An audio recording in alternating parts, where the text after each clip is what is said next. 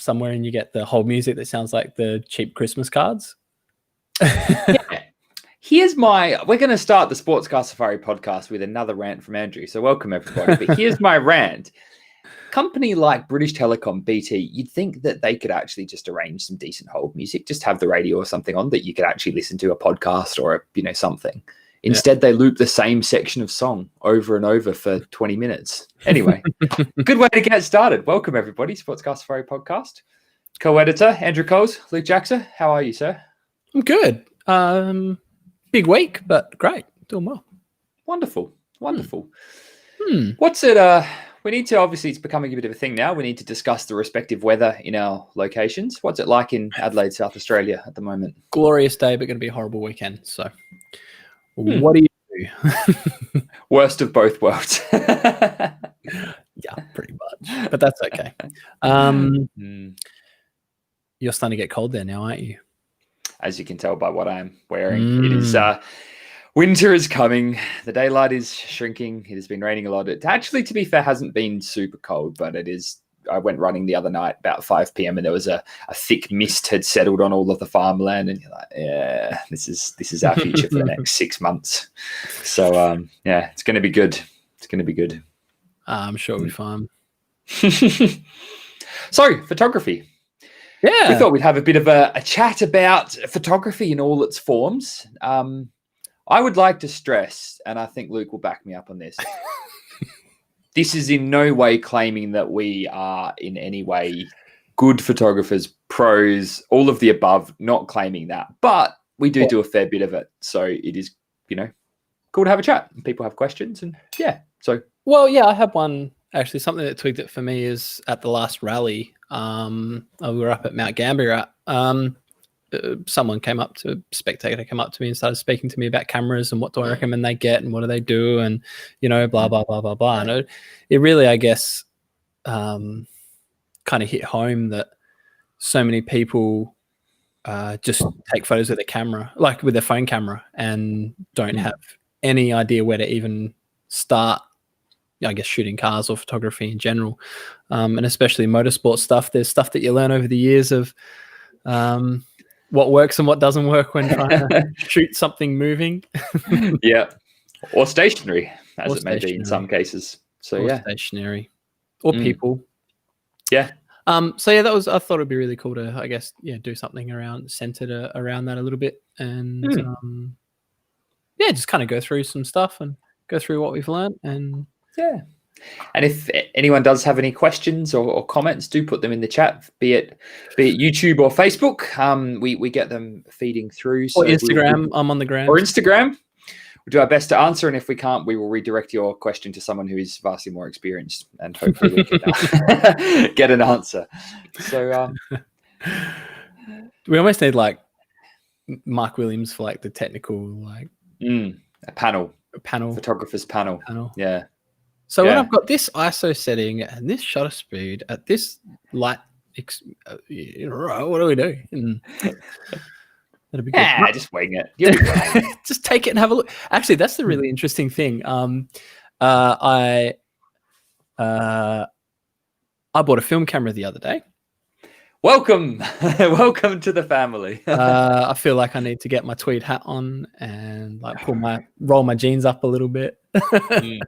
No, I don't actually, because Felix actually made a comment on my Facebook about why shoot film when you shoot digital. I think he was quoting me or something. I don't remember saying that why shoot film when you have digital. I think you did. I think you vaguely remember that. I remember you having a bit of a crack at why, and I don't have time for that. Well, yeah, I really don't. But it's more. But I've actually shot film for quite a while. So Dad's got an OM1 that I shot film on. Back in the day, would have been 15, 16, I think. I was shooting film on a Nikon F55 that was my sister's 35mm film camera. Had some decent lenses, went and shot some rally stuff, shot a whole heap of classic Adelaide rally. Heaps. I used to have my whole bedroom wall covered in photos that I took, which is cool. Like lots of cool ones. I actually got some. Literally before it was cool. Yeah, before it was well cool. And so I wouldn't say I'm going what do you say, joining the fad, just coming back to it. So what is the fad? Because I've got my own personal interpretation of what the fad is. So from your perspective, what's the point of film? Why? I think the process of photography gets lost, and it's too easy to take photos now. So having something that's expensive and having something that's difficult and something that you don't get instant gratification on is probably a really therapeutic thing. We had. I took it along on Sunday to my goddaughter now, my niece's baptism, and I took some photos on that. And Samuel was like, "Show me the picture." I'm like, "You can't, buddy. Like, you can't see it." And he's like, "What? Oh, I thought you got a new camera." My 5-year-old nephew was the same when I was shooting my film camera back in Australia last year, and he took a photo of him, and he literally couldn't understand why I couldn't see the photo. He just couldn't process it. He thought I was having a joke on him. Yeah, he just couldn't get it. I was like, just is the way it is. Sorry, mate. But anyway, and we've had someone just pop in. Hey. Speaking of good photographers, we were talking about film and slow paced, and that's definitely more me than good photographers. I do apologize for crashing this party, and I apologize for everything. I apologize for my lockdown hair and probably bad internet again, but we'll give this another go. Hey, sorry, Alistair. We should introduce Alistair Brooke, Wheels Australia, Bauer photographer. How are you? Changed now. It's changed. Media. Oh, wow. Did you miss that press release? And I checked the press release so I can actually say this. Yeah, no, it's our media now. So, because Bauer used to own us, we're now owned by Mercury, and so we renamed. Oh God, my hair. I'll put it that way. Stop doing that. You're making Andrew jealous. Well, I wish I had the over-the-top headphones that I could put on to keep it at bay, but I can't. I've just dealt with these. You could just wrap them around a couple of times, I'm sure. Yeah, I've got hats. I might have to take a recess and get a hat. Wow, our media. So this is part of the great, I guess, what would you call it? COVID shuffle of 2020 that anyone in business is currently going through, where everything's on the table and everything's up for negotiation. You got to be agile, that's for sure. Wonderful. But anyway, we're here to talk film. Do you shoot film, Alistair? I have in the past, and I see its merits. I think it's really good to slow things down, especially if you do it as a job or you do it as study, and it can sometimes you can sometimes lose sight of what you're doing it for. So I shoot film. Yeah, I was the same. That's kind of how I got into it, because when you do it as a job, we went on a holiday and I was like, I've just been shooting during the week, and now we're in Europe on holiday, and I'm same camera, same gear, and it just felt like work. So that the film camera still allows you to have that creative outlet, but just detaches from work to sort of a hobby. And yeah, you're right. It slows you down. You need to think about everything, especially when you're in, like something that's full manual with no auto modes or anything like that. Everything is a carefully considered decision, and some of them are poorly considered decisions. But yeah, it is a learning process, and it gets a bit expensive if you're putting everything full manual to start off with. So unless you've got a light meter, but yeah, it's good. I can draw connections. One of the big hobbies that I've got into more this year is vinyl. I've had vinyl for a couple of years, but I bought another turntable so I could actually mix things together. I'm not a DJ. I'm not a DJ. Isn't there actually a DJ called Not a DJs? Or am I missing that? Yeah, I'm sure there is. I think there is. Yeah. But it's just a different pace of listening to music. It's very easy to consume things, and that takes away from the value a lot of it. Photography too. Like you can put up a photo that you've spent so long on Instagram, and it's worth 3 seconds of someone's attention.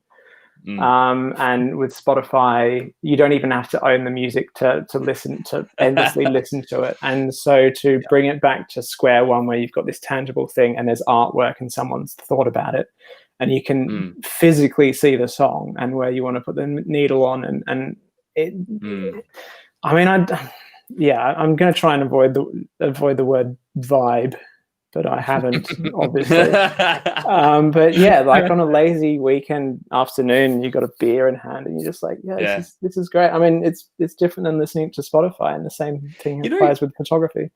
Spotify, it's interesting comparison. I'm going to get a hat. 2 seconds. That's right. I was saying, and I was going to say we're going to try and avoid becoming a group of ranting old men ranting about the future. But back in my day. No, but the thing with Spotify is it's a very true one that you consume it as sort of background music. And I found, with the Boxster has a CD player.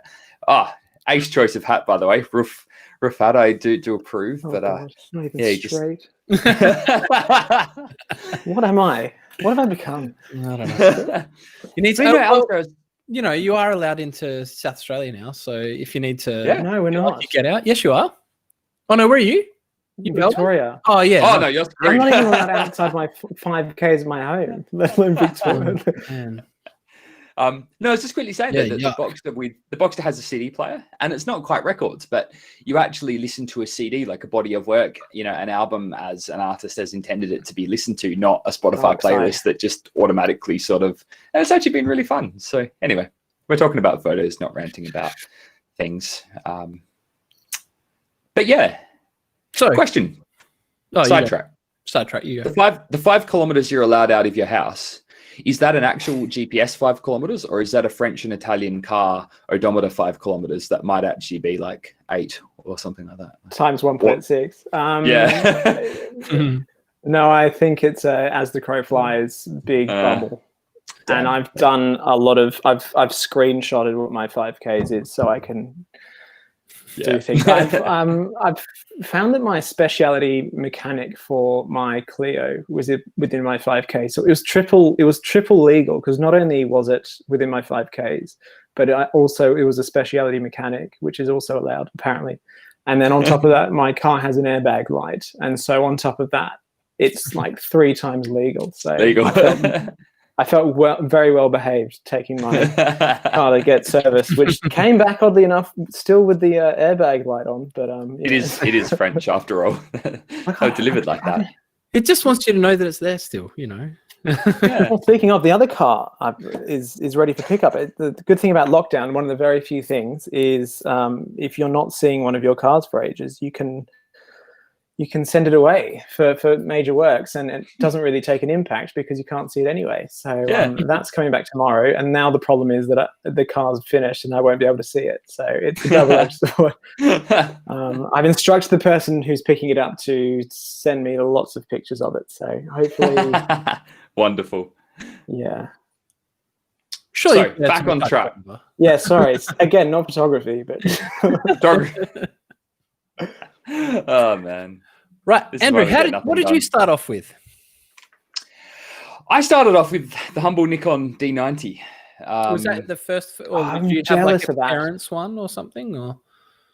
Not really. No, that was like your first. No, I actually no. My first camera was a borrowed one. I borrowed a Canon something or other off a mate at uni. When I didn't really shoot, and went out, had made some rally friends, and they said come out and have a look, and sort of figured out that I might as well take some photos, and my mate had just got this camera, so I borrowed that and went out and took some photos and thought this is kind of fun, and then put some money together and picked up a D90 kit lens and embarked on a. That's balling. Well, I wish I could have had a D90. I wish I could have had a D90. I've still got my first SLR. I got a D80. D80. Big players. Yeah, ballers. That was pretty cool. What did you start off with? I had a D60. D60. Oh, yeah, the POV pack. So that's all I can scratch together. Got those wind-up windows on it. But look, it was digital, and that was big for me. So that was fun. Yeah, but we're just making the point that my unshaken belief that from day one almost is that photography is time and place. Like that's it. And kind of, I mean, I'm not going to be one of these guys that says, oh, it doesn't matter about your gear and whatever you've got is fine. Like, because it does.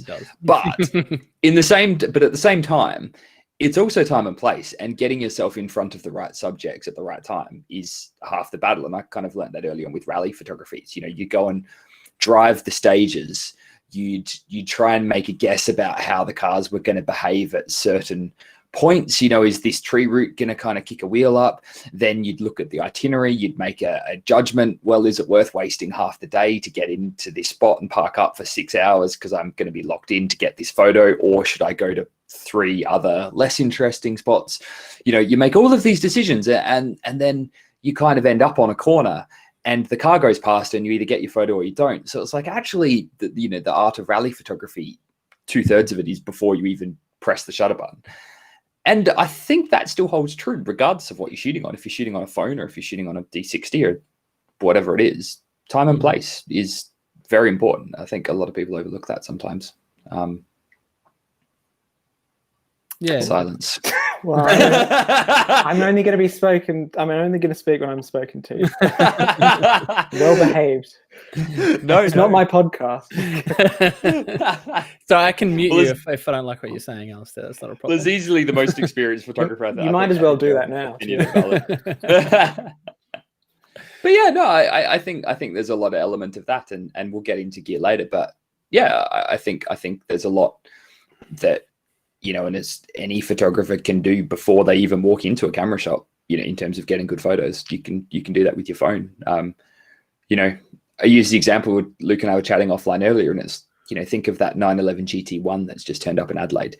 Amazing car, it's insane. But, imagine if you got Why can't I see that thing? I know. Why can't I see that thing?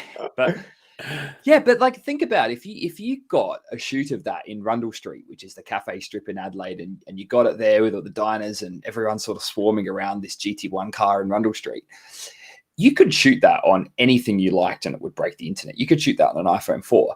But the hard part about that shoot is, okay, you've got to work out who the owner is, which very few people know. You've got to somehow meet him, convince him that you're legit. You've got to convince him to bring the car out for the shoot. You've got to arrange the permits. You've got to get the car there. You've got to get the time. You've got to wait for the right light. So all of that stuff goes into a successful shoot that has nothing to do with the gear that you use or your abilities behind the camera. And yeah, I think people starting can, take a bit of that attitude with a phone. That's composition, isn't it? That's where you're starting to get into composition with stuff. Yeah. And that's where, like, I guess shooting, like not going out and buying the best camera when you start is really handy, because having poor equipment almost sometimes forces you to be mindful of that. You can't just like spray and pray. You have to actually take your time, look, see. Yeah. I plan. Bang it down to f1.4 and blur the background and away you go. You can't do that. I'm a terrible person and I get jealous very easily. And the thing that I get jealous of more is opportunity rather than gear. Yeah. Like if I see something cool that, people are involved or it's very circumstantial, I'll be like, I wish I was there, rather than I wish I had what they're shooting on. Yeah. Well, I think we spoke about this last time you were on the podcast, that, I'm a massive fan of Alex Penfold's work, and he actually shoots on relatively basic gear, but through a lot of hard work, he gets himself into those opportunities and situations to shoot the most ridiculous cars in the most ridiculous places. And, that has nothing to do with the gear that he has. So, yeah. Yeah, I heard some of the stories from his Australian visit, and it just sounded out of control. Some of the stuff that he was being offered and got told to do. And yeah, I mean, you definitely couldn't operate at that capacity at a large corporate professional level like us. Put it that way. It's definitely a get in, get out sort of road registration. What? Anyway. Well, I mean, I didn't see a registration on that 996 in Melbourne, but sure. But the circumstantial thing is great, and one of the things that I've found recently is, and maybe perhaps as a form of escapism, I've been following the Tour de France when it was on, and three of the photographers that I follow were shooting it, and again, it's much like what Andrew was saying, where you wonder if they just camp out there all day. I mean, the tour doesn't turn around, doesn't stop, and generally you can't overtake them on the same road. So you either got to try and find a shortcut and go around them. But I want to give them a shout. It's three accounts. It's Cycling Images. Heavens above. Oh gosh, my phone. What are you doing? Jared Gruber. Yeah, so it's Cycling Images, called Photo, and Jared Gruber. And so for anyone who wants to do car photography, just look at their stuff. They don't shoot cars, they shoot cycling. But it's the most amazing photography on the road. I mean, obviously we've got our own great car photographers, but don't confine yourself to and your inspirations to people who are shooting the same things as you. Because in fact, you'll just start looking like other people doing what you're doing in your own industry. I'd actually argue that you should follow other people. Actually, into your cycling one, I'd throw Beardy McBeard as well. Beardy McBeard is a Tasmanian-based cycling photographer, but he usually goes across for most of the major events, and he does a definitely during the Giro d'Italia and the Tour de France, he does a like a daily blog where he actually sort of blogs their day of chasing. You'll lose hours in his daily blog, but yeah. But I find actually I've tried to shoot bikes a little bit, and I found it very difficult because a car is a sort of a solid blocky object, whereas a bike is very narrow and you can see through it. So it just makes the background even more important. Any distractions in the background you can't obscure with the block. It's very, very difficult. What about the shutter speed? It would probably have to be quite fast if you're not going to get the legs constantly. I don't know about people's cadences, but yeah. So as they're coming down, you're just like, don't move your legs. Hang on. Pose. Hold it. Just roll through, people. Just roll through. Yeah. I just hate. But once again, I mean, in Adelaide, I mean, there's amateur cycling stuff on every weekend. You know, you've got the Tour Down Under every January. There's nothing stopping you from going out and, you know, spending, you know, same as rally prep and rally photography, and I guess cycling's the same. It's all in the preparation. It's driving the roads backwards to see where the vistas and the views are. That's the time invested there is where the dividends are paid. And then, you know, that doesn't require you walking into Ted's cameras and dropping $5,000 on a lens. That's just your time in research. And, you know, so, Well, I got to start doing that soon again anyway for Adelaide Rally. So Adelaide Rally, definitely. Got a big bit of recce to do. The entire event. But the recce's fun. Recce's good fun. Yeah, absolutely. Yeah. So, Andrew. Yes. Starting out taking photos, posting them online, what was something you wish you knew then that you know now? That's a good question. I didn't give you any time to think about it. Did you not discuss these questions beforehand? Andrew wrote a whole lot, and I just went. You clearly don't know how we operate. No. Look, I guess two points. I think it's a very valid decision to make early on if you want to do this as a career or if you want to do it for fun. I think that's because once you do start to do it as a career, it doesn't become as much fun. So if it's your escape from your job, to be very honest with yourself about, you know, let's be real, you're not going to make much money. If you make a living and can afford to have, you know, I don't know, a nice car in the garage or something, then you're doing better than the average. So if you're someone that wants to, you know, be comfortable and make decent money, then, you know, keep it as a hobby. Actually, the one thing, going back now, I've had some time to think about it. I think it's that photography doesn't have to be all that you do. I think you can have a career in the media and have photography as, you know, one of the sort of the aces up your sleeve that doesn't have to be, you know, the actual thing that makes you money, and then you can do it for fun. So a lot of most of my work is actually copywriting and digital marketing and social media and type things. And actually going out and taking the photos is the fun bit, and I really enjoy it. And I'm lucky that it's part of my job, but I certainly wouldn't be able to do it 5 days a week. So, I've probably not answered that very well. But well, no, I mean, more I was getting at, like, when you're going through the process of like starting out and taking photos, like, because it seems to me, and I'm sure you guys will agree with this, there's like every man and his dog has picked up a camera and made a Facebook photography page and calling themselves a photographer, right? which is something that I've really tried to avoid doing. I've never claimed myself to be a photographer or set up a Luke's photography page or at Luke Jackson Photography, at Luke Jackson Photography, at Luke Jackson's Sports Photography, or whatever it is. Yeah.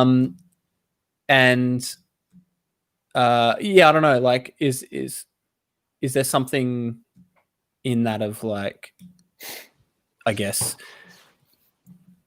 some advice that you would give yourself, or because you did that quite early on, like but you did it in a different way. You were more creating a blog and doing things. I think part of it that I see is a lot of people really just like dumping everything that they possibly can on a page, and I guess that kind of it takes all the artistic side of photography out of it, I think. Look, fair go. Okay, there's 2 points to that. There is a market for that, and there are people that want that service. So if you're going out to a track day or a race or a show, there are people at that track day who do want to buy photos of their car on the track, which, and you can make money from that. So that's that, it's not really what I enjoy doing, but there is a use for that. So that does exist. I would say that I think as long as you're getting something out of it, you're getting paid. So, and I think really recently I've come to realize that you don't actually need to get paid in money. Like with photography, you can very easily get paid in experiences. And it's kind of, I started Any Given Reason back when I first started, because very quickly I kind of worked out that you don't get to do cool stuff until you're published. And since I'm not experienced enough to be published, I might as well just publish myself. And then, happy days. But it actually worked. It actually worked. And suddenly, I didn't earn any money from the blog. I invested a hell of a lot of time into it. I invested most of my early 20s into it. Didn't earn a cent from it. But met some incredible people, got to do some very cool things that I wouldn't have otherwise been able to do. And so in hindsight, I was like, yeah, actually, I got paid for that work. I got to do some really cool things. So yeah, it's probably just making sure that you're getting paid in a way that's either cash or it's experience or it's fun or it's whatever is important to you. But yeah, once again, I've not answered the question. So it's close. I feel like I'm an exam. You're the moderator. It's not quite what we were looking for, but we'll give you a C+. Would you, now here's a bit more of a technical one. Would you recommend a SLR or a mirrorless for a first camera for someone starting out? Someone who's like, so someone comes up to you and says, hey, Andrew, you're a great photographer. What do I get? I know nothing about it. I want to start doing it. What do I do? I think I'll give my thoughts, and I'm really interested to hear Alistair's on this as well. I think mirrorless. Hey mate, you joined of your own free will. Yeah, I did. You're right. I said yes. You're right. I did. Oh, you don't have to. No, but, I think mirrorless is undoubtedly the future. I think that's the way it's going. I think whichever platform you choose, I think it's important that you learn the foundations of photography and what you're actually doing, which means shooting in manual, as painful as it is from day one, leaving it in manual mode and don't touch it. So you actually understand what the camera is doing. You need to understand that when you change, aperture priority, what does that actually mean? What's that doing when you change ISO, when you change shutter speed? Like, how is that actually affecting? And then even if you do go on to shoot in auto mode later, at least you kind of understand what the camera is doing. Back to the point about choosing, if you're in the secondhand market, I've done this myself. There's some really great deals to be had on traditional DSLR type stuff at the moment, because all of, everyone's jumping to mirrorless. There are precisely no deals to be had on mirrorless at the moment because it's the hot ticket. So if you cruise Facebook Marketplace and Gumtree and the various dealers, you can pick up some very, very good DSLR camera gear for really not much money. So I think if you're someone looking to jump in and not invest a huge amount of money up front, picking up a secondhand pro body is the way to go at the moment. So that's the only Andrew, reason. did you buy your D90 new, or did you buy that secondhand? Yeah, I bought it new, and I bought my D750 new too. But I just picked up this D4, which is kind of my second body at the moment.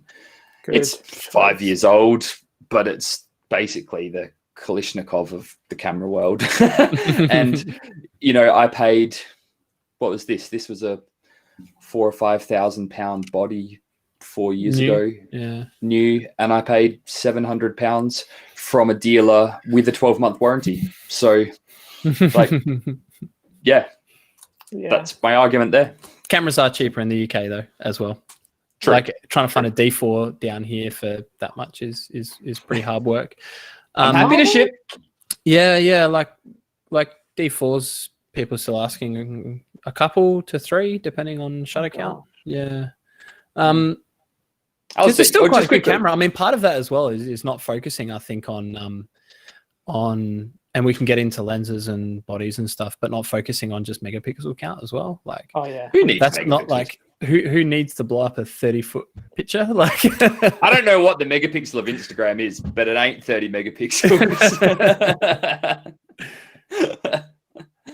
What would you say to that, Alistair?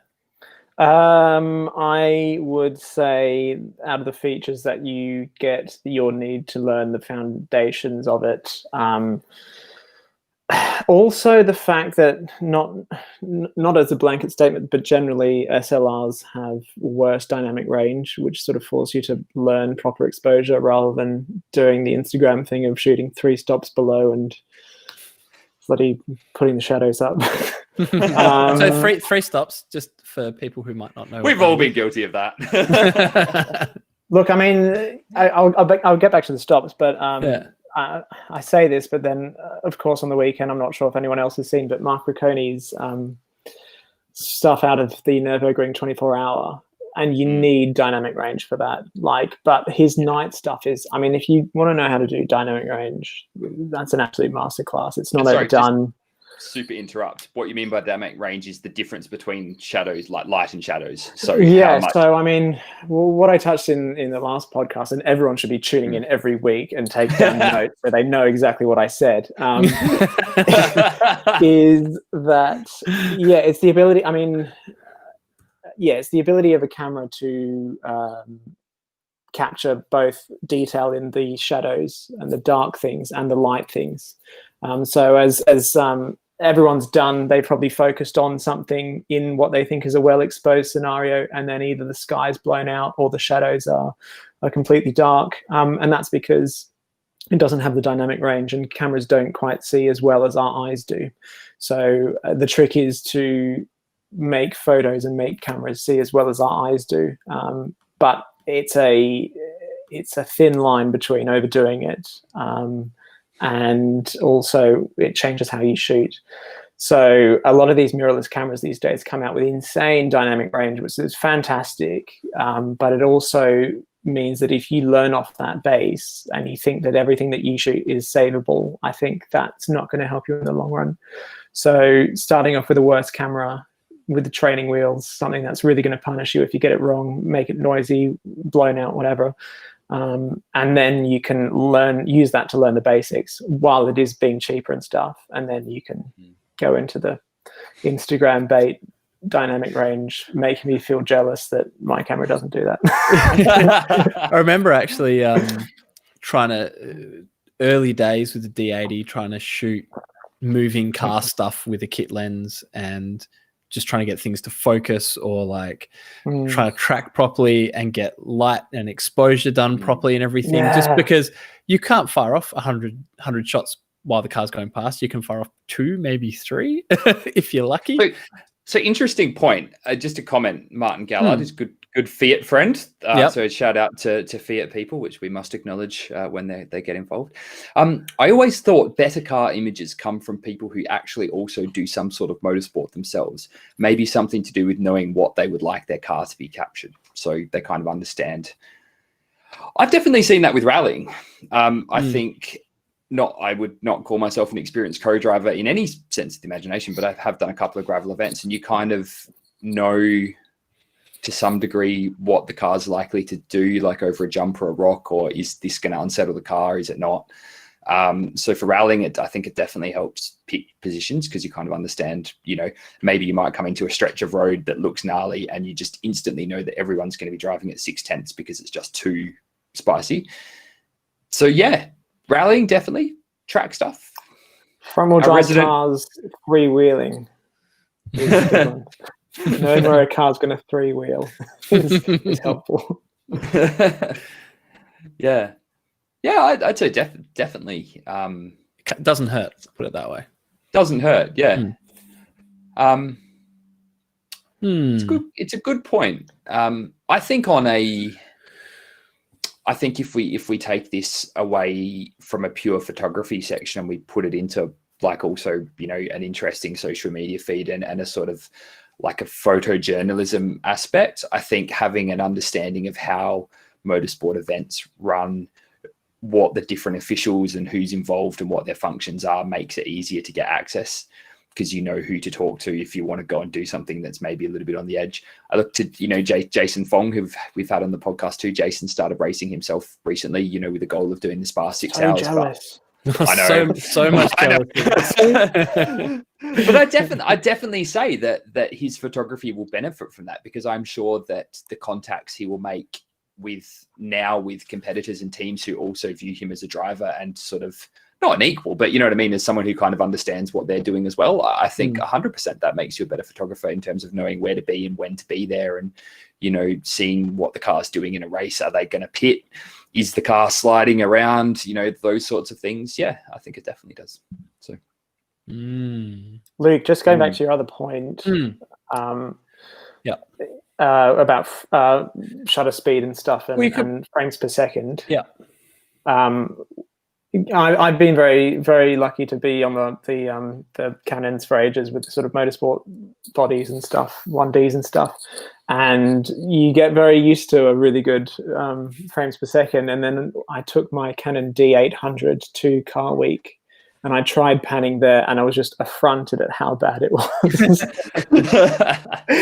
I was on the Pacific Coast Highway, just going, "What is this nonsense? I can't get anything." Oh, it's bad. If anyone's wondering why I don't post too many pictures of PCA, which is because I was wrestling with some camera issues. Well, yeah, I remember like vividly being out at Malala and just being at local track day stuff, and just, because you get how many hundreds of laps of cars going past, and it'd be like, maybe 1 in every 10 or 20 I'd hit, and I get it sharp and I get it clear and the car behaving how I want it to behave and everything like that. Whereas now with newer stuff, it's, almost every time someone goes past, out of the 10 you shoot, you're guaranteed to get one that'll be usable. So for, learning what affects shutter speed and exposure and ISO and, even just what the lenses will do in those situations, having a bit, not as good equipment is really handy, and just really getting you to hone your skills. I think really good place to start.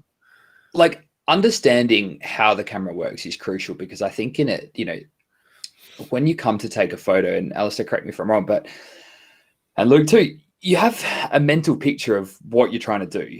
And it's kind of like cooking a meal. I'm a shit cook, so I'm terrible example, but it's like, you want to cook a meal, you need to know what ingredients you need to kind of put into that to get the result you want. And taking a photo is the same. It's like you want to pan, you want to freeze frame, you want to capture motion, you want to capture a face, whatever you want to do, you kind of need to understand how the camera works. And for example, if you set it to auto mode and try and take your photo, you're not going to get what you want. So having that understanding of how the camera works, so what you need to change to get that result, and working back from sort of the finished image in your head to kind of, getting hopefully as close as you can in your actual picture to your kind of your dream. Yeah. I think you need that foundation. So what is some of it, Andrew? What do you mean some of it? Well, what are the key things? Of questioning. Okay. Yeah. What are some of the things that you focus on when you're taking a picture? Okay. First is obviously, are you going to freeze it, or, and this depends on your circumstance and where you are. Are you going to freeze it, or are you going to pan it if it's moving? If it's parked up, it's a bit of an easy choice because it's obviously stopped. Let's assume it's moving. You can always do that. Don't pan that out. let's assume it's moving.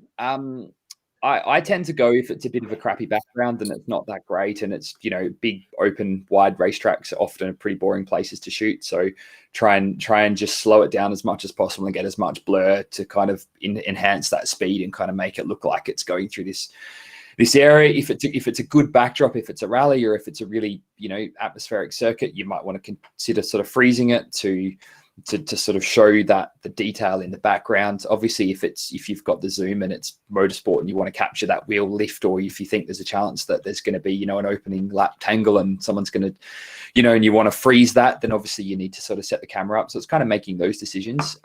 If it's static, I then usually use depth of field, which is the, you know, basically how blurry the background is or not, to sort of decide, well, is the background nice or is it not nice? And if it's a bit of a boring background, I'll usually kind of go the hipster route of a pretty open, you know, low f-stop to kind of blur the background. I see Alistair shaking his head.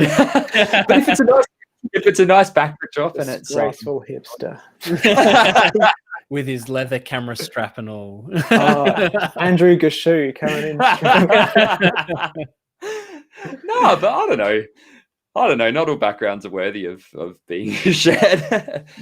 but it's making that choice before you even pick the camera up. You know, do you want to blur it out? Do you want to show the background? I mean, sometimes it's an amazing car, or you have to shoot it. You know, you have to take a photo of something and it's just in a really crappy location. You can't move it, and you have to shoot it. So blur away. But obviously, either that or you make it look like you meant it to look like that.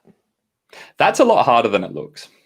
Nah, you just edit some stupid things into it. Actually, that's a really interesting point, is editing. Like, in Andrew's show notes, was like a natural light versus Photoshop type of thing. Like, you know, what I guess it's, you know, how much does that influence what you're taking and what you're going, and how much does that blur the line between photography and art as well? Prolific. You know, it's yeah. Go nuts, Alistair, if you want. Yeah. Andrew's all about the rant. I mean, once it comes to Photoshop, largely it's down to being asked to do that. Unless you're learning to do it and doing it for the purposes of education, usually you don't do too many studio shoots for your own personal enjoyment, because they are a lot of work. Not saying that they're not fun and they don't have their own challenges, but generally, yeah, it's a lot easier to rattle off event photography and make it look really nice than studio stuff, because there's just way more work, so you just don't see it as often. But again, I'm saying really obvious things here, so no, but you know what, to us it's obvious, but I think to a lot of people it's maybe not so obvious that actually there is a lot of work goes into a lot of the stuff that you see on the pages of Wheels, whereas some guy with his Instagram page, it's a different thing. It's not the same. Yeah, but his followers are doing bits, so you just got to respect the game, don't you? I know. Yeah. But then I think once again it comes back to that, you know, before you even pick the camera up, what are you trying to achieve here? Are you trying to? And I'm not against people with Instagram pages, like people like, you know, Ted Gashu. It's once again, it's putting yourself in those situations. And is the goal of your photography to have experiences and to meet people and use your photography to go and do things that you otherwise couldn't do, which I think Ted is doing. And in that case, he's absolutely killing the game. Or is your goal to shoot the most clinically perfect studio photography and have a feature in a national magazine? And they are two very different challenges. or is your goal to take a photo of every single car at Cars and Coffee? That is also a challenge. I can't do that. That's a hard thing. I can't do that. And the people destroy you if you don't get it all. I know. Yeah. Good response to that.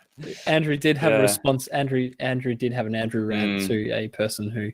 It wasn't a rant. You haven't seen a rant. I rant a lot of thought it was strange. Wait, which Cars and Coffee was this? Was this an Australian one? So in Adelaide, somebody makes it even worse because I wasn't even there. But anyway. How could you, Andrew?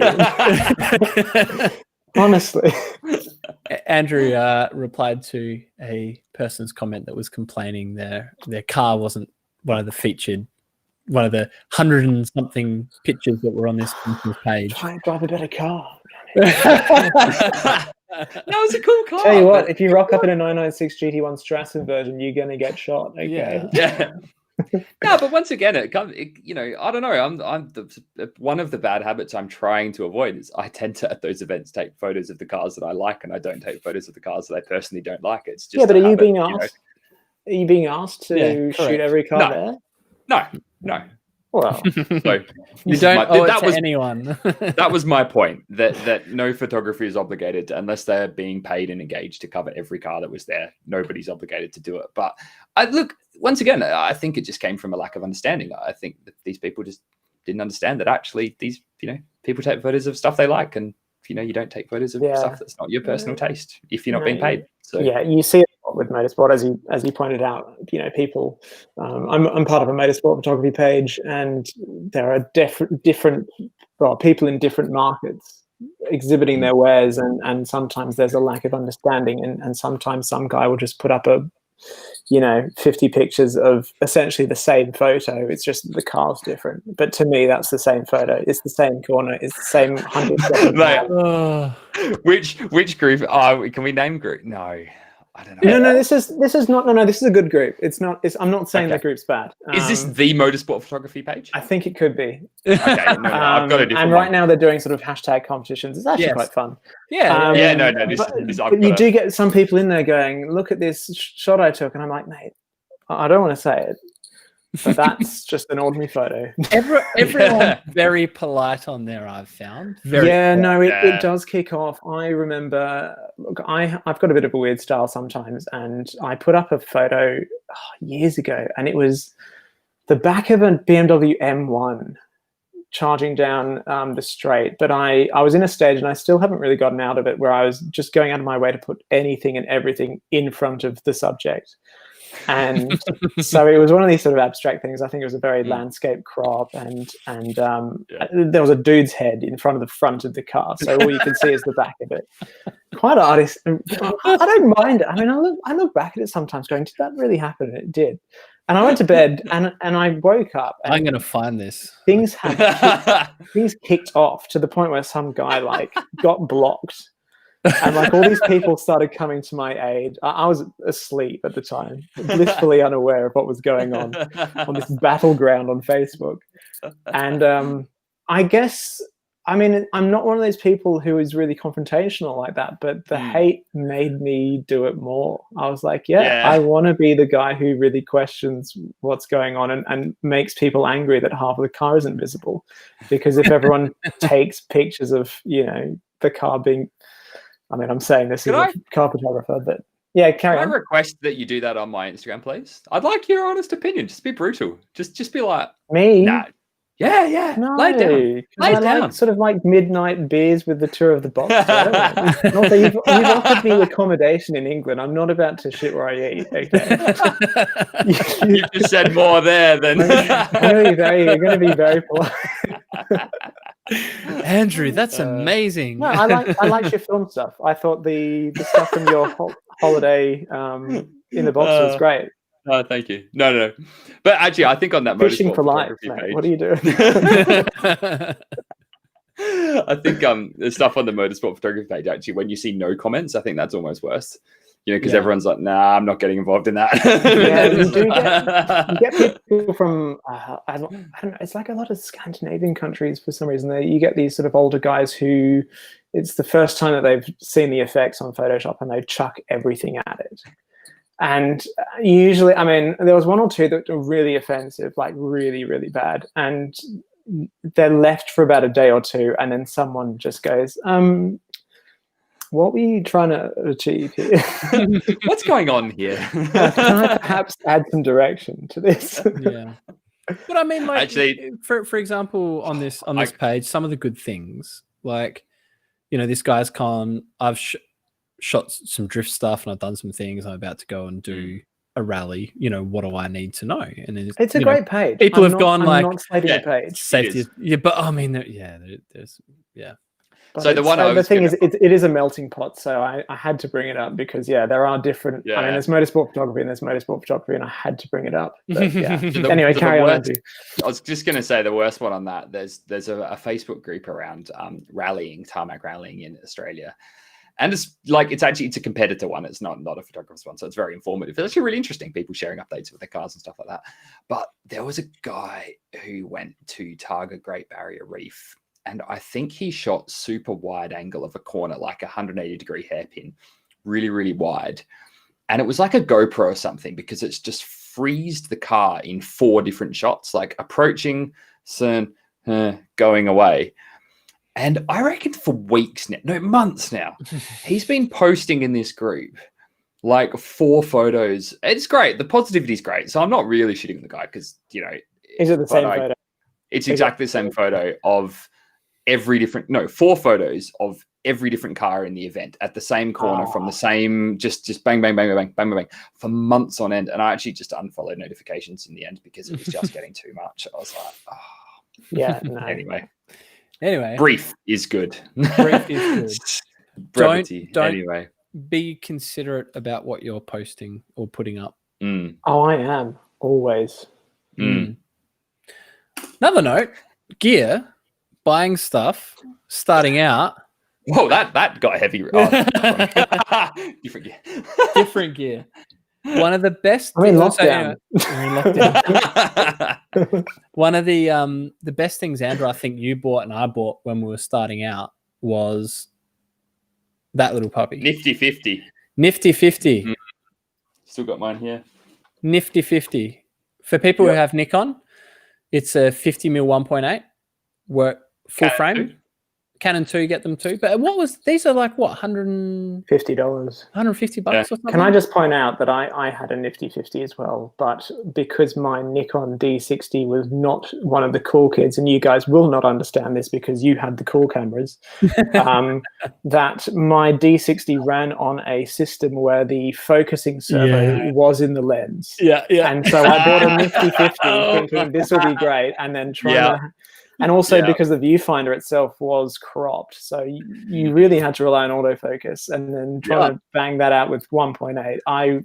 I was very slow to understand the appeal of a Nifty 50 when you guys were probably loving it. Oh, we were loving it. My life. The D80 and D90 were crop bodies too. So, don't. Yeah, but did you have the servo on the lens or in the bottom? No, they were for poor people. Yeah. We didn't have that. So to give you like a bit of a heads up too, just while we're talking about stuff, the difference between a full frame and a crop body, what we're talking about with that is the difference in, it's hard to see because there's not much light, but basically it's the size of the sensor that's inside of there. So if I actually had some better light, I could show you. I might be able to do that. Yeah, so essentially it's the film it's the digital version of film. It's a digital version of film. And obviously the bigger it is, the more light it's receiving and recording, the bigger your images and the more detailed your images, but the more expensive it is to produce. So your smaller cameras are usually what they call a crop sensor, which means the actual image sensor is 2/3 the size, thereabouts. Yep. Is that the same in the land of mirrorless? Do they still do a crop sensor and a full frame and a full sensor in mirrorless, or is that? It's a phone, isn't it? It's a phone, pretty much. Yeah. I don't know. Sorry, that sounds really spiteful towards mirrorless. I'm sorry, guys. Please don't hate me. It's the phone that doesn't make calls. I tell you what, though, the phones are getting pretty good.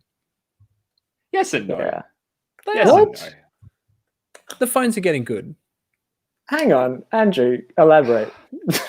I'm running the show now. No, dude. I don't know. I got this. Well, I don't know. I hate phones. I don't care. Maybe that's my problem. I got this Instagrammer iPhone. I got this iPhone of 10, 11, whatever it is, with the 3 lenses. Yeah, it's like a 3 X. Yeah, I don't know. I can't remember what they're up to. But anyway, I was like, and to be fair, it is very good. It is very good, but it's not a patch on. Obviously, it's not a replacement for a proper camera. It would definitely suffice. I mean, I was lucky enough to have a bit of a lap around the Bista test track in an O2, at speed at an event a couple of weeks ago, and there was zero chance of taking a camera in to get photos inside there. So having the phone to just sort of sneakily pop out and get some stuff was really good, and it was good for that. It was really good, but I still don't think it's not even close to a replacement of a proper lens in the creative aspects of it's not a replacement. Like it's a good addition to have, but don't think you can just get a phone and it is good as it is good for that moment when you've gotten you don't have your gear on you and you're like, I need to get this picture. You're out for a run. Everyone's been and you see the F40 stopped up at the pub, and you're like, oh, this is amazing. Just that's Cambridge things. Yeah, I know. To be fair, I've only seen a blow Bentley at the pub, not an F40. So anyway, but yeah, that's what phones are good for, but not as a replacement for. The annoying thing for me is generally with the workflow, I'll shoot something and it'll be insane and I'll be losing my mind, and I'll take a photo, not only just to document it on my phone, but also to have a bit of a head start in terms of grading how I want it to look and stuff. And sometimes those will sneak onto Instagram before the photos, and I'll do this tactfully compared to whatever publication, whatever car, and make sure it's not embargoed, everything like that. Yeah. And it's happened multiple times where everyone loses their mind thinking that's the photo, and I'm like, no, it's coming. It's coming. Oh my god, how's? Yeah, exactly. There's that. There was a McLaren GT next to the beach and stuff, and everyone's like, oh my god, I can't believe you took such a great photo. And I'm like, it's not my camera. It's just a phone. So, I mean, it's down to, I think, editing and also working around the phone's limitations. If you know that your phone doesn't have very good dynamic range, one of the tips that I will impart onto people is instantly to zoom in on the phone, even though it perhaps takes away the res.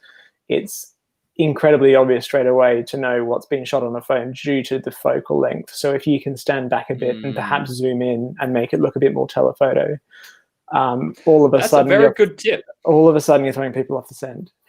And now with phones, with 2 and 3 cameras, where they've got a dedicated telephoto and dedicated wide angle, it's a good thing to have.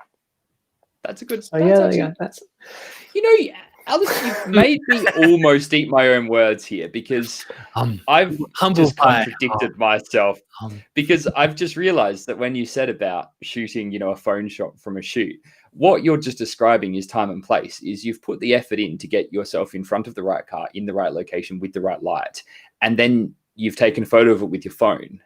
So only really, because I've got it in backup on exactly, but also because you're doing it for a proper shoot. Yeah. But what you're saying there is that the lion's share of the effort into making that photo actually is in all of the pre-work before you even picked up a camera. Yeah. So, and that's why that phone photo is good, because you didn't just see an Aston and go, "Oh, cool, an Aston." You've put the effort in to find a location, to scout it, to frame it, to set it up, to do all that. So yeah, I don't know. Maybe phones do have that place. I mean, look, I might have unfollowed him. He might have just gone off my feed. But wasn't there that German guy who liked old BMWs who used to reckon that he shot nothing but on his phone? And I never used to believe it, because it never looked like a phone pic. I never used to believe it either.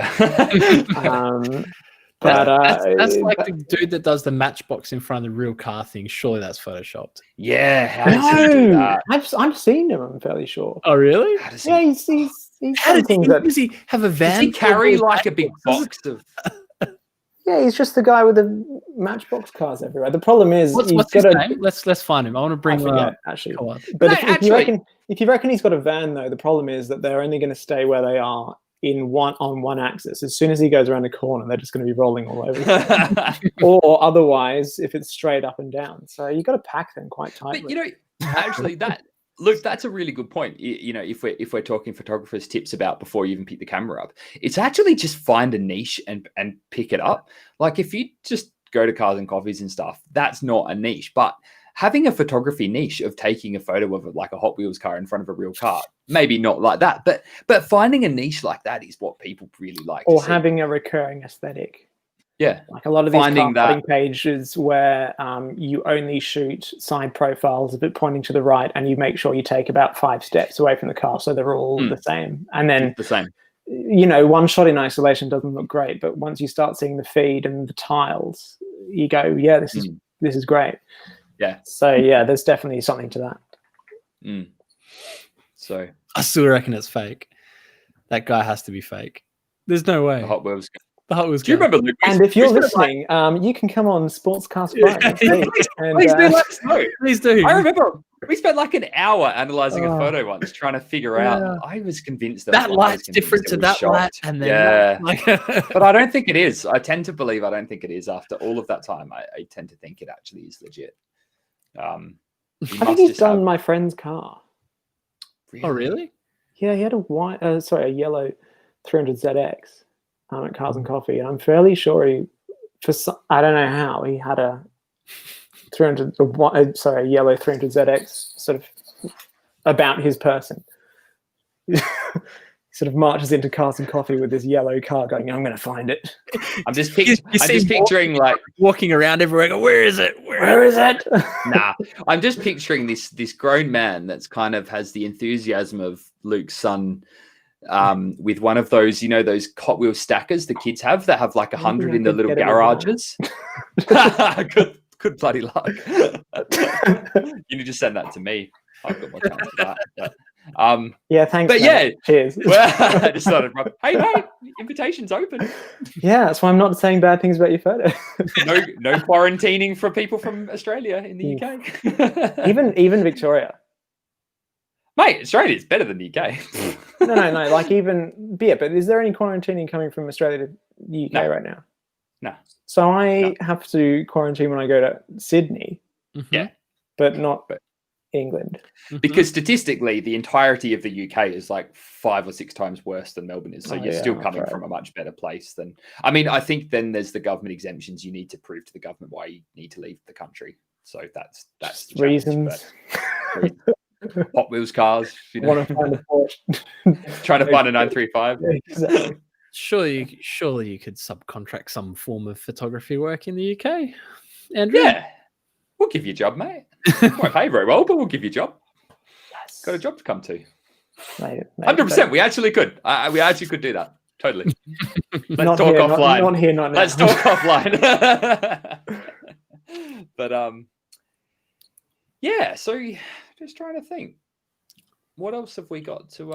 I thought your comment, in Andrew's comment, something about, and this is talking about the whole Instagram page doing something, is like, I guess, sticking with your strengths with it as well. Yes, but it's good to branch out because a lot of people's strengths are similar. As in shallow the depth the of fact field. that you guys are there's not an emphatic response to that makes me think I've said something. No. I'm considering it. I'm considering your point that you're exactly right. That a lot of the things that I'm terrible at are hard, and therefore, are a lot of other photographers are not very good at them either. I mean, not raining on anyone's parade, but you see a lot of Instagrammers these days do edits, and I personally I don't like edit as that sort of used in that sense. But what do you mean edit? Elaborate. Yeah, almost like a release, almost like a musical release. It's an edit. I'll check out these sick edits. Right. I'm like, no, it's a photo that you've edited. It's a photo. Check out these sick photos. And it's like, I always thought the goal of photography was to make the editing as unnoticeable as possible. So you want to make it so. Yeah, look, I can get to that in 2 seconds, but sorry. But you get a lot of these Instagrammers who either have stumbled across presets or they've developed their own presets, and you could conceivably say that their strength is editing, but as soon as you see 10 of them and they've all got the same teal sky and ready greens and all this other stuff, saying stuff that basically you could just find on my Instagram. So I don't know why I'm shooting myself in the foot here, but yeah, in that sense, it's hard to differentiate between them until one of them maybe does a film look or makes something look fuzzy or does something slightly different. But a lot of these people who consider their strengths as just static shots and then a sick edit over the top is not enough kind of differentiation. That's not to say that's not a worthy point of photography. I don't want anyone knocking at my inbox. No, it's a skill. Like, it's definitely a skill, but the interesting case study to your other point is Dean Smith. who's someone I always look up to. But his earlier stuff, he always said he wants to make the photo look like it's not edited, but it's just, a fantastic image. And now I'm not sure if he's picked up a mirrorless camera with lots of dynamic range or whatever. But his editing is or his toning is a lot more dynamic these days. So yeah, it's not always to make a photo look unedited or perfect, but it's sometimes, as I think I mentioned before, to create mood as well. And I remember actually Jordan Butters is a good follow on Instagram too, and he had a story the other day which was about check out this sick edit, and he's like, oh no, wait, I just get it right in camera. That's right. Then you don't need to add motion blur if you actually just shoot it in focus with motion blur. And I was like, yeah, I like that. But this is the beautiful but the beautiful thing about photography, it's like a house party. Everyone brings their own individual flavor to the party.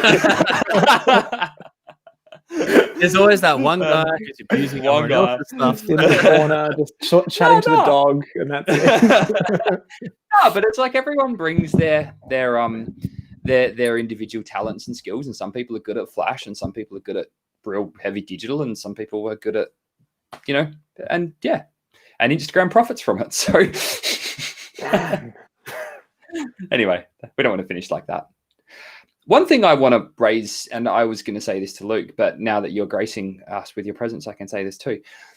I think the thing that sets true professionals apart, you mentioned Dean Smith, I've mentioned Jordan Butters, who I've met a couple of times, lovely guy, but I've been following his work quite closely. Jason, who was on the podcast, you guys who are actually, photographers in the truest sense of the word. I think that what sets a true professional apart is that the breadth of skills in multiple different aspects are very strong. So I know a lot of people who are very, very good at one particular thing, a studio or racing, motorsport, rally, or event, or all these sorts of things. But the guys who can be very strong in a studio and can then go and shoot car to car and can then go to an event and can shoot motorsport and can do all of these things and wrap it up as, and be equally strong. That's what sets, I think, like an actual photographer apart from a skilled hobbyist or a skilled amateur. That's what I think anyway. I mean, you're challenging my modesty to agree with you there. no, but seriously, I mean, imagine turning up to, when you turned up to Wheels on day one and you're like, great, I'm the best XYZ photographer. Definitely cool. not. We booked a studio and there's an 812 in there, and you're like, remarkably similar to actually what happened. I think I saw an 812 in the studio on day 3 of me starting that. But funnily enough, everyone was looking at the turbo taxi that was behind it with a sort of turbo chart. Yeah, anyway. Close my eyes and start mashing buttons and see what happens. No, I agree with you. And I think, again, it's hard not to touch on things about photography that I've said in past podcasts. But yeah, it's you've got to be good at everything. And what you see of ours on Instagram is not even 10% of what we produce, what we deliver, let alone, what we shoot on the day. And shooting that sort of creamy golden hour stuff, that natural light stuff that people set out, out of a German town to go into a wheat field at, 6 or 7 in the evening in summer is just not how we function, because not only do we have to get a creamy shot of a 250 GTB Lusso, we then have to do interior shots, engine shots, action shots, wheel shots. And not only do they have to be artistic, they also have to have some element of description, because readers just want to know what it looks like. So yeah, definitely you've got to be good at lots of things. You can't just be good at one thing, unless you're an incredibly fortunate photographer who has based a complete network and has built their career out of one thing and is extremely good at it. Retouchers, studio people doing advertorial stuff. They're in the big bucks, and they're flying high, and their work is amazing. And I've seen a lot of people who are very good at that sort of thing and not so great at other aspects of automotive photography, but it doesn't really matter because they've always got it to fall back on. So again, you've got to be agile, as is the motto for 2020, but at the same time, if you've really you've really established yourself in one genre, you can get away with a bit. But yeah, you generally, where I am at least, especially for editorial, you're asked to do a wide breadth of things. And I think I mentioned also before that one of the parts of my job interview was shooting not only a car but also a person within a short space of time, and that's because we do portraiture as well. So there's aspects, and you've got to be you have to have a breadth of skill, that's for sure. And I think from my point of view, as I sort of said, I don't shoot all the time, but I think for me, it's actually, I was sort of chatting to Luke about this. Maybe this is some of, I guess for people that want to do it as a job, you don't have to be a full-time photographer, but it's like working out, okay, what is your client's end goal? Because most of the time, my clients don't actually want photos.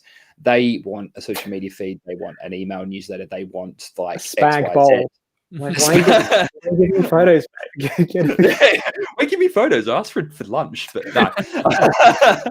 but it's like they don't actually want photos. What they really want is marketing collateral, really. So it's actually, can you go, well, how do my photos actually fit into what they really want, and tune your skills around delivering something else that actually meets that goal, that allows you to get paid to take those photos, but then also feeds them into a product that's packaged and delivered as something else. So I think that's important as well.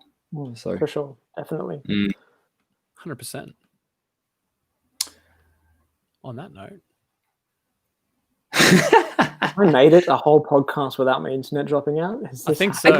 What happened? Did you get I got NBN. Ooh. I got NBN. And it works. But hang on, why don't I tell a story about a GT2 RS and then it'll cut me off again?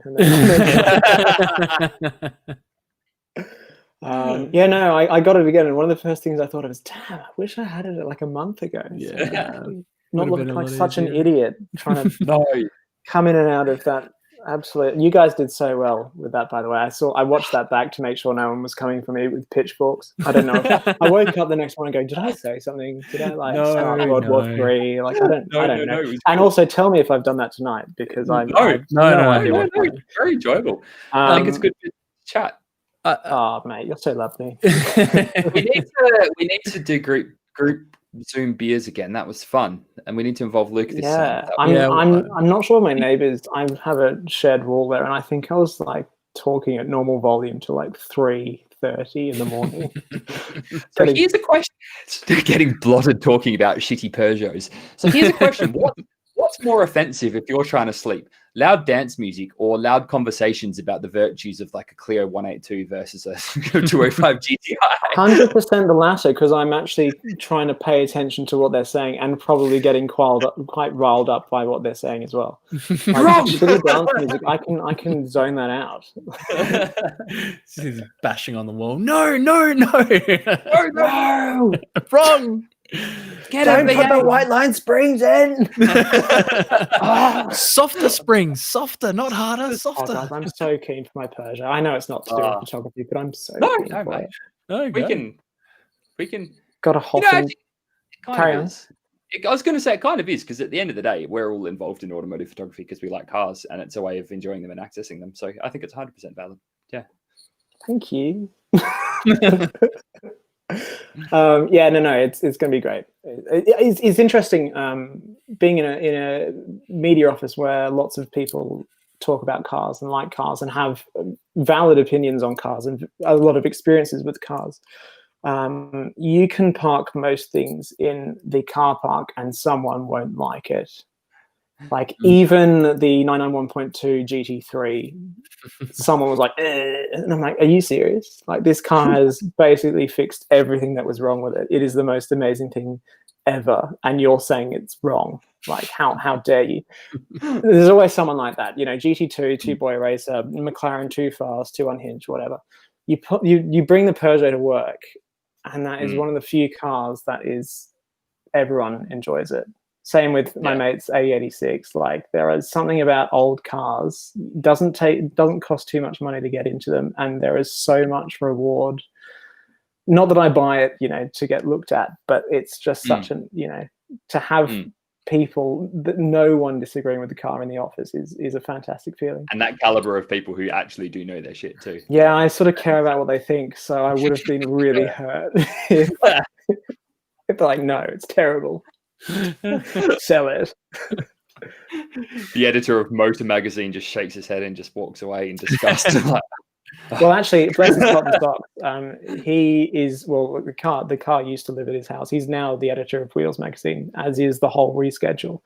And the mechanic that the Peugeot is going to is within his 5K bubble. And it is not lost on me, especially as, looking back as a 16-year-old desperately trying to get into magazines, that I've essentially got the editor of Wheels magazine running my automotive errands. And he's going to three-wheeler on the way back. Look, I mean, the mechanic said, I can drop it off at your house. And I'm like, no, I think he's really keen on picking it up because he doesn't get out. Like, no one does. So I'm like, Dylan, do you want to drive my 205? He'd be like, yes. Yeah. So, Yeah, I'd say yes to that as well. To be fair, I'm indebted to him for doing it. So he's doing a massive favor. But he's getting something from the deal. Wonderful. Well, should we stick a pin in it, as they say? I don't even know what that means. What does that mean? Pop. Anyway, stick a pin. Don't know. Balloon, maybe. I don't want to end it that quickly. A gentle farewell. But anyway. So Sportscar Safari podcast. I hope that's been somewhat informative. I'm sure we've jumped all over the place and have focused on absolutely nothing. No, it's terrible. But I hope that's been at least a little bit informative. It's probably if you do have any questions, do drop us a private message or comment on the photo. We'll do our best to reply in a coherent, considered manner, which I have not done tonight. But in summary, it's like, have a think about it. Just get something, start learning, ask questions, and go out there and do it. Go out and do it. Yeah. Go and do it. Think about time and place. If you don't know what you're not good at, you'll find that out soon enough if you go out there and do it. And if you don't know, Alistair will jump in a Facebook group and tell you in short order. So. Unless you're offering accommodation in another country, in which case everything is fantastic. Wonderful. Thank you, boys. So, thank you, boys. We should just do the pluggables. Yep. Sportscar Safari at Sportscar Safari, Instagram, Facebook. Issue 4 is in production now, launching at Adelaide Rally. We are going to just put this out there.